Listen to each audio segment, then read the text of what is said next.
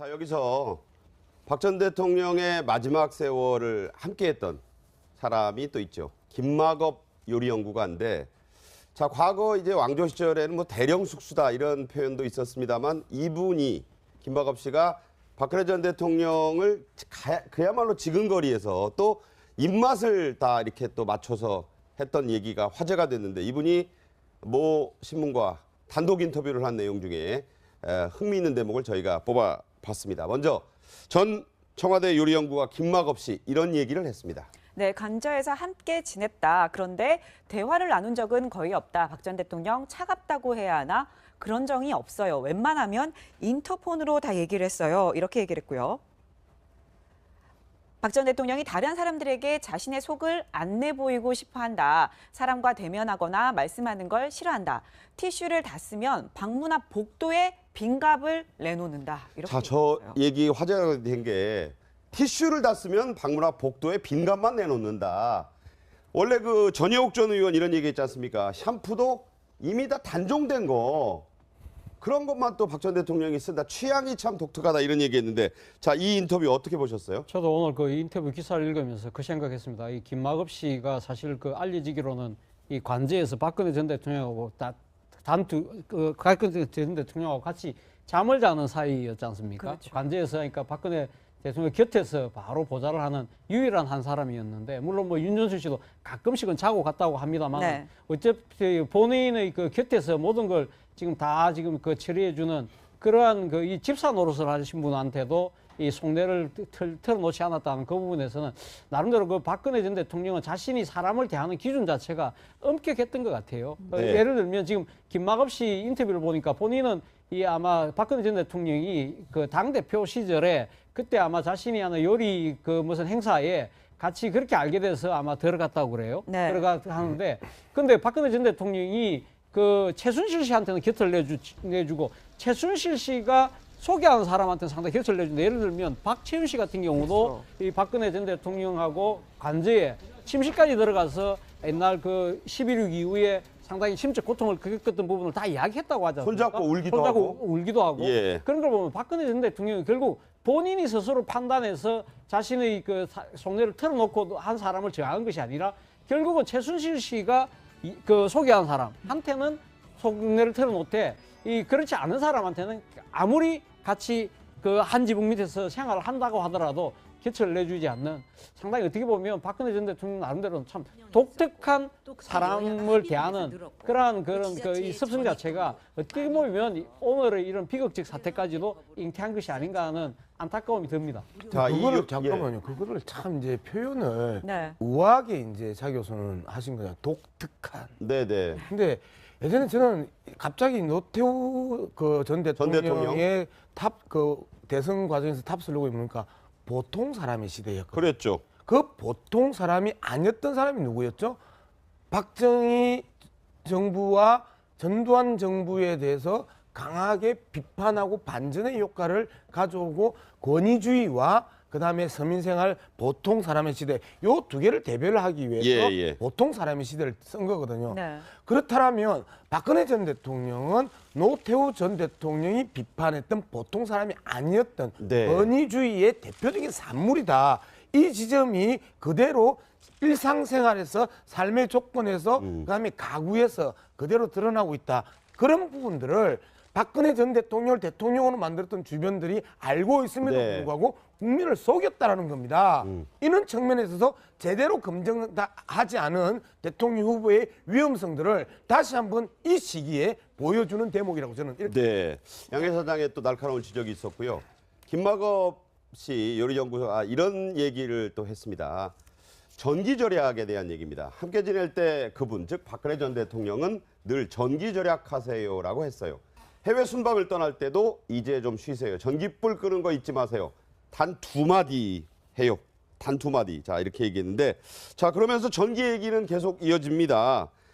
자, 해외 순방을 나갈 때도 전기 절약을 얘기했다던 박 전 대통령이 순방 때 큰 거울이 달린 화장대를 들고 나갔다는 얘기를 묻자 이렇게 답했다고 합니다. 거짓말이다, 그건. 네, 삼성동에 써왔던 110V 옛날 스탠드를 꼭 들고 갔다. 거울이 아니라 그 스탠드를 들고 갔다. 무슨 용도인지 모르겠는데 요즘 110V 전구가 귀해서 수소문에서 몇 상자를 구해야 했다. 이렇게 얘기를 했어요. 아마 저 뉴스를 보는 분 중에 박정희 전 대통령이 11.6 때 전두환 전 당시 합수부장이 그 침실에 갔을 때 이 변기에 벽돌이 들어가 있다는 유명한 일화가 있지 않습니까? 물을 절약하려고 했다. 예, 그랬다고 그랬죠. 그 절약 정신이라든가 그런 것은 제가 말씀을 한번 드렸었는데 박근혜 전 대통령의 그런 습성은 어쨌든 아버지의 그런 전략 정신. 그때 아버지가 대통령이 돼서 뭐 우리 경제 부흥을 일으키는 큰 기여를 했습니다만 정말 어려운 시절 아닙니까? 우리도 어렸을 때 자라면서 전기가 안 들어오고 그런 시절이거든요. 그래서 전기가 나중에 들어왔는데 공부 좀 하려면 어머니가 늘 뭐 전기다는데 왜 공부하느냐, 낮에 하지, 뭐 이런 얘기를 듣고 살아왔기 때문에 아마 박 전 대통령도 아버지로부터 그런 전략 정신은 몸에 배운 것 아닌가 그런 생각도 들고 그런데 그 110V 이런 그 스탠드까지 꼭 또 그렇게 싸가지고 영국의 해외 순방까지 갈 때 특이합니다. 예. 가지고 간 건 참 특이하네요. 그러니까 110V는 220V에 비해서 옛날 거기 때문에 물건 구하기도 힘들었는데 이거를 또 사갔다. 수소문에서 몇 상자를 구해서 사갔다. 참 이런 얘기 어떤 일맥상통하는 부분이 있습니다. 김만갑 씨 얘기 중에 또 재미있는 얘기 또 계속 말씀을 드리겠는데 자 이런 얘기 또 했네요. 네, 당초 현관에 슬리퍼 6컬레를 놔뒀는데 얼마 뒤에 치워버렸어요. 유리문 안으로, 그러니까 내실이죠. 유리문 안으로는 손님이 거의 안 들어왔다. 딱 한 명 예외가 있었는데 바로 기치료 할머니였다. 이런 얘기를 했고요. 그다음에 이런 얘기도 했습니다. 박근혜 전 대통령, 외부 일정이 없으면 머리 손질이나 화장을 안 합니다. 내실에서는 머리를 뒤로 묶고 두건을 쓰고 있어요. 라고 하면서 허구한 날 앉아 계시니까 다리가 부어서 고무줄 없는 양말을 신었다. 이런 얘기를 했어요. 그러니까 지금 이제 김만갑 저분의 말씀에 의하면은 이제 관저가 생긴 게 안에가 구조가 안에는 이제 내실이 있고 이 네. 내실을 유리문으로 이렇게 좀 가려놨는데 그 내실에는 들어가는 사람이 없었다는 거예요. 대통령과 김만갑 저분만 두 사람이 들어들었고 그 밖에 내실 바깥쪽에는 이제 사무실도 있고 뭐 이런 이제 식당도 있고 그랬다는 거죠. 그런데 이제 그러니까 그 내실 쪽으로 들어가는데 그 뭐 슬리퍼를 한 6컬레 준비해뒀었는데 오늘 들어가는 사람이 없으니까 나중에 치웠다는 거예요. 네, 그렇죠. 다만 이제 2014년부터는 최순실 씨가 주말마다 들어왔고 문고리 3인방과 회의를 한 거는 그거는 그 이전에 왜 채널A에서 단독으로 인터뷰했던 예, 그 유명한 한상훈 조리장. 조리장하고 얘기가 일치합니다. 그러니까 최순실 씨가 그 내실까지 들어갔는지는 모르겠지만 여하튼 그 관저에 와서 식당이나 뭐 이런 데서 그 문고리 3인방과 회의를 하고 국정에 개입했던 것은 사실인 것 같습니다. 예. 네. 자, 김만갑 요리연구가 얘기 따르면 저런 얘기, 내실의 모습, 네. 뭐 고무줄 없는 양말 이런 얘기도 하는데 자, 이제부터는요. 혼밥 얘기를 좀 해야 되겠어요. 혼밥 얘기 중에 식사를 혼자 하면서 중국 드라마는 자주 보는 것 같았다. 이렇게 얘기하고 하지만 내실에서 TV를 보는 것 같지는 않았다.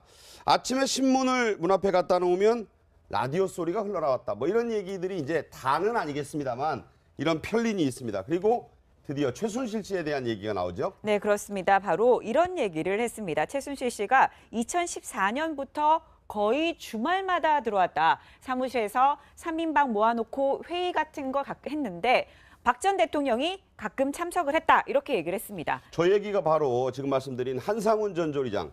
여성동아와 채널A가 단독 보도에서 지난 연말 때 아주 큰 화제가 됐던 얘기인데 일치하고 있죠? 네, 바로 그 얘기 먼저 듣고 얘기 나눠보겠습니다. 그러니까 임기 초에 들어와서 까지도 들어왔죠. 항상 그래요.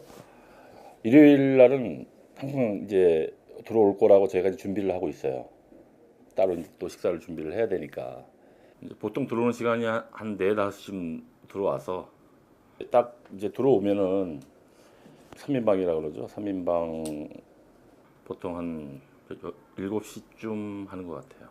이제 식사가 6시에 들어가면 대통령 식사는 이제 가족 식당에서 드시고 나머지 분들은 이제 회의를 하기 때문에 이제 그때 저희가 이제 간식을 또 이제 준비해주고 그래서 대통령이 같이 뭐 회의를 하지 않았다고 제가 짐작을 하는 거죠. 네, 아마 이 일요 회의도 박근혜 전 대통령과 최순실 씨의 재판에서도 아마 이 얘기가 나올 겁니다. 이 국정농단의 중요한 한 부분이기 때문에 자 이때 나온 유명한 얘기 다시 한번 들어보죠. 바로 김밥 얘기입니다.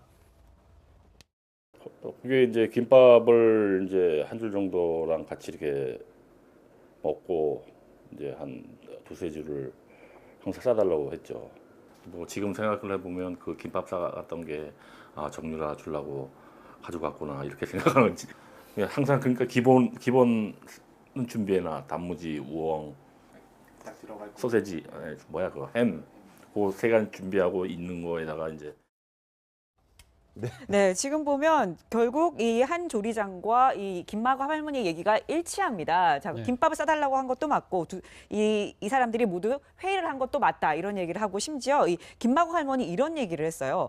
최순실 씨 김밥 싸달라고 한 거 맞는데 최순실 씨 성격이 포악해 보였다 이런 얘기까지 했거든요. 뭐 갑질 얘기하고 싸달라고 그래놓고 막상 가면 안 먹었다 이런 얘기도 하고요. 그러니까요. 김학읍 씨도 이 한눈에 알아본 그 최순실 씨의 성정을 왜 박근혜 전 대통령은 그동안 몰랐을까요? 저는 안타깝다는 포악하다는 표현을 예, 썼습니다. 포악하다는 정도로 이렇게 포악 이야기를 하셨는데 물론 뭐 이 최근에 보도에 따라서 또 이 김학읍 씨가 이렇게 단어를 썼을 가능성도 있습니다만은 어쨌든 간에 이 지금 그 최순실 씨가 돌아와서 자신이 마치 대통령인 양 지금 이제 대통령 조리사에게 갑질을 행사했다는 거 아닙니까? 네. 그리고 뭐 처음에는 사실 뭐 김밥도 원래는 이 바깥에 있는 김밥을 사오다가 그것이 맛이 없다고 해서 유명업체 김밥 사다 줬더니 그러니까 조리장 보고 직접 싸라 했다는 거 아닙니까? 그러니까요. 그러니까 싸놓고도 어떤 경우는 갖고 가지도 않고요. 그러면 조리장 입장에서 얼마나 황당했을까요? 화가 많이 났겠죠. 그 지금 조리장하고 김마읍 씨하고 지금 그 정원에서 약간 차이 나는 부분이 네. 이 그 최순실 씨가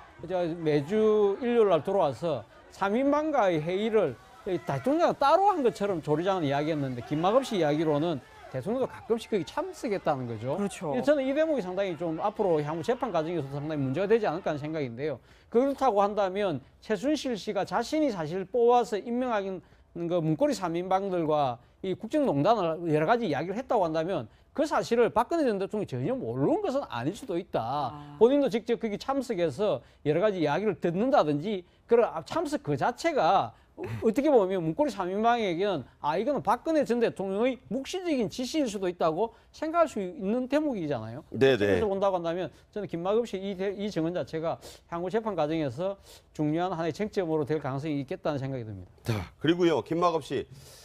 이런 얘기는 이제 본인의 주장일 수도 있는데 세월호 7시간의 행적 이 부분에 대해서 이런 얘기를 했습니다. 네, 세월호 사건 때 7시간 행적이 어떠니 온갖 말들이 있었지만 그냥 평소처럼 내실에 계셨던 겁니다. 얘기를 하면서요. 그날은 외부 일정이 없어서 아침에 미용사가 안 왔습니다. 오후에 재난본부에 가기 위해서 미용사를 불렀어요. 이렇게 얘기를 했습니다. 저 부분은 좀 일치되지 않는 부분이 있네요. 그러니까 지금 이제 김마갑 씨 말에 의하면은 평소에 그 외부 일정이 없을 때는 미용사를 안 물렸다니까 올림머리도 안 하고 그냥 머리를 묶고 위에 두건을 쓰고 그렇게 이제 내실에 있었다, 관저에 있었다 이렇게 말씀을 하세요. 그런데 지금 이제 세월호 때도 그러면은 그 어딜 간 것이 아니라 그냥 내실에 계속 있었다는 건데 네네. 이게 그러면은 당시 대통령께서는 사무 공간에서 사무를 보고 있었다고 그랬단 말이에요. 네. 윤전추 전 행정관도 자기가 뭐 서류 같은 거 갖다 주고 사무 공간에서 일을 했다고 했는데 모르겠어요. 김마법 씨가 지금 내실과 관저의 사무실과를 혼돈을 해서 인터뷰에 응했을 수는 있는데 이 사무 공간이 아니라 정말 내실에 있었다라고 하면은 저에게는 굉장히 박 전 대통령의 말과 안 맞는 부분이 있어요. 네, 저 부분도 이제 혹시 재판에 참고인으로 증언을 할 날이 오지 않을까 싶고요. 자, 마지막으로 김마갑 씨가 박근혜 전 대통령과 본인이 마지막으로 나눈 말이다 라면서 했는데 이 얘기를 듣고 또 정리를 좀 하겠습니다. 제가 대통령님 주위 사람들을 경계하십시오. 그리고 이젠 마음을 내려놓으시고 편히 지내시오라고 했죠. 그분이 이해하며 고개를 끄덕였습니다. 자, 이 대목이 좀 와닿습니다. 못 배운 나보다 훨씬 더 불행한 사람이었습니다 라는 말로 이 인터뷰를 마무리했거든요. 자, 양 이사장하고 우리 고 교수님 한 말씀씩 해주시죠.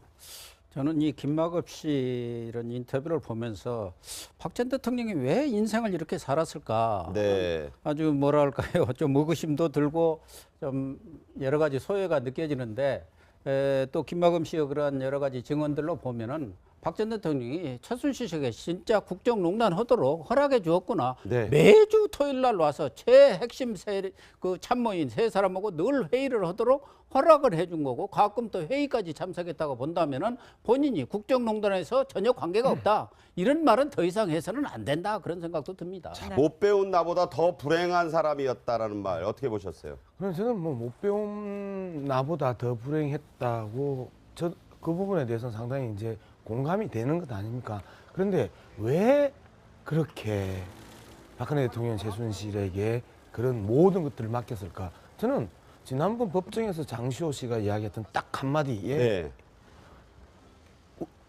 이모나 우리 엄마나 박근혜 전 대통령에게 큰엄마라고 불렀다. 딸 같은 최순실이었던 거죠. 또 하나의 가족이었다는 생각으로 또 말씀을 맺으셨고요. 자, 김학업 요리사의 증언까지 얘기를 나눴습니다. 사람과 대면하거나 말씀하는 걸 싫어한다. 티슈를 다 쓰면 방문 앞 복도에 빈갑을 내놓는다. 이렇게 자, 저 얘기했어요. 얘기 화제가 된 게 티슈를 다 쓰면 방문 앞 복도에 빈갑만 내놓는다. 원래 그 전혜옥 전 의원 이런 얘기했지 않습니까? 샴푸도 이미 다 단종된 거. 그런 것만 또 박 전 대통령이 쓴다. 취향이 참 독특하다 이런 얘기했는데 자, 이 인터뷰 어떻게 보셨어요? 저도 오늘 그 인터뷰 기사를 읽으면서 그 생각했습니다. 이 김학업 씨가 사실 그 알려지기로는 이 관제에서 박근혜 전 대통령하고 박근혜 전 대통령하고 같이 잠을 자는 사이였지 않습니까? 그렇죠. 관제에서 하니까 박근혜 대통령 곁에서 바로 보좌를 하는 유일한 한 사람이었는데 물론 뭐 윤전수 씨도 가끔씩은 자고 갔다고 합니다만 네. 어차피 본인의 그 곁에서 모든 걸 지금 다 지금 그 처리해주는 그러한 그 결국은 최순실 씨가 그 소개한 사람한테는 속내를 털어놓되 이 그렇지 않은 사람한테는 아무리 같이 그 한 지붕 밑에서 생활을 한다고 하더라도 곁을 내주지 않는 상당히 어떻게 보면 박근혜 전 대통령 나름대로는 참 독특한 사람을 대하는 그런 이 습성 자체가 어떻게 보면 오늘의 이런 비극적 사태까지도 잉태한 것이 아닌가 하는 안타까움이 듭니다. 자, 그거를 예. 잠깐만요. 그거를 참 이제 표현을 네. 우아하게 이제 자 교수는 하신 거냐. 독특한. 네네. 근데 예전에 저는 갑자기 노태우 그 전 대통령의 대선 과정에서 탑쓰려고 보니까 보통 사람의 시대였거든요. 그랬죠. 그 보통 사람이 아니었던 사람이 누구였죠? 박정희 정부와 전두환 정부에 대해서 강하게 비판하고 반전의 효과를 가져오고 권위주의와 그다음에 서민생활 보통 사람의 시대 요 두 개를 대별을 하기 위해서 예. 보통 사람의 시대를 쓴 거거든요. 네. 그렇다면 박근혜 전 대통령은 노태우 전 대통령이 비판했던 보통 사람이 아니었던 네. 권위주의의 대표적인 산물이다. 이 지점이 그대로 일상생활에서 삶의 조건에서 그다음에 가구에서 그대로 드러나고 있다. 그런 부분들을 박근혜 전 대통령을 대통령으로 만들었던 주변들이 알고 있음에도 네. 불구하고 국민을 속였다라는 겁니다. 이런 측면에 있어서 제대로 검증하지 않은 대통령 후보의 위험성들을 다시 한번 이 시기에 보여주는 대목이라고 저는 이렇게 네. 양해 사장의 또 날카로운 지적이 있었고요. 김학업 씨 요리연구소 이런 얘기. 자, 여기서 박 전 대통령의 마지막 세월을 함께했던 사람이 또 있죠. 김학업 요리연구가인데, 자, 과거 이제 왕조 시절에는 뭐 대령 숙수다 이런 표현도 있었습니다만 이분이 김학업 씨가 박근혜 전 대통령을 그야말로 지근거리에서 또 입맛을 다 이렇게 또 맞춰서 했던 얘기가 화제가 됐는데 이분이 모 신문과 단독 인터뷰를 한 내용 중에 흥미있는 대목을 저희가 뽑아봤습니다. 먼저 전 청와대 요리연구가 김학업 씨 이런 얘기를 했습니다. 네, 관저에서 함께 지냈다. 그런데 대화를 나눈 적은 거의 없다. 박 전 대통령 차갑다고 해야 하나? 그런 적이 없어요. 웬만하면 인터폰으로 다 얘기를 했어요. 이렇게 얘기를 했고요. 박 전 대통령이 다른 사람들에게 자신의 속을 안 내보이고 싶어한 이 집사 노릇을 하신 분한테도 이 속내를 털어놓지 않았다는 그 부분에서는 나름대로 그 박근혜 전 대통령은 자신이 사람을 대하는 기준 자체가 엄격했던 것 같아요. 네. 예를 들면 지금 김학업 씨 인터뷰를 보니까 본인은 이 아마 박근혜 전 대통령이 그 당대표 시절에 그때 아마 자신이 하는 요리 그 무슨 행사에 같이 그렇게 알게 돼서 아마 들어갔다고 그래요. 네. 하는데 근데 박근혜 전 대통령이 그 최순실 씨한테는 곁을 내주고 최순실 씨가 소개하는 사람한테는 상당히 곁을 내준다. 예를 들면 박채윤 씨 같은 경우도 이 박근혜 전 대통령하고 관저에 침실까지 들어가서 옛날 그 11.6 이후에 상당히 심적 고통을 겪었던 부분을 다 이야기했다고 하지 않습니까? 손잡고 울기도 손잡고 하고. 울기도 하고. 예. 그런 걸 보면 박근혜 전 대통령이 결국 본인이 스스로 판단해서 자신의 그 속내를 털어놓고 한 사람을 저항한 것이 아니라